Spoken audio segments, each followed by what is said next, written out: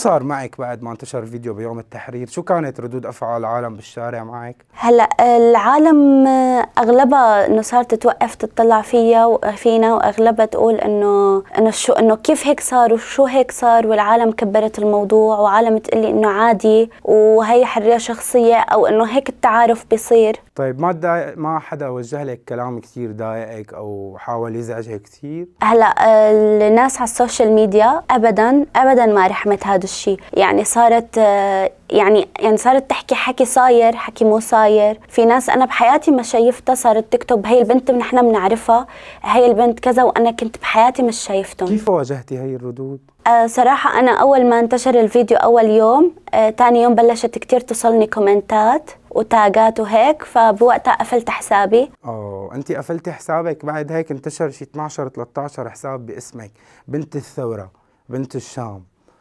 بس اليوم الحسابات الفيك سببت لك شيء أذاكي بالواقع؟ سببت لك شيء أذاكي على السوشيال ميديا؟ هلا طبعا هذا الشيء صارت الناس ما تصدق انه يلي انا فتحته هو حسابي الشخصي، لانه انا سكرته اول يومين، فصارت الناس تقول انه هي كذابه وهي بدها تطلع على ظهر البنت. في حساب وصل لفوق 60,000 متابع. صح، ايه حكوا انه هي كذابه، وصاحبه الحساب عندها كثير متابعين وكثير بوستات، وما حدا صدق انه انا هو صاحب الحساب اللي انا حاملته حاليا.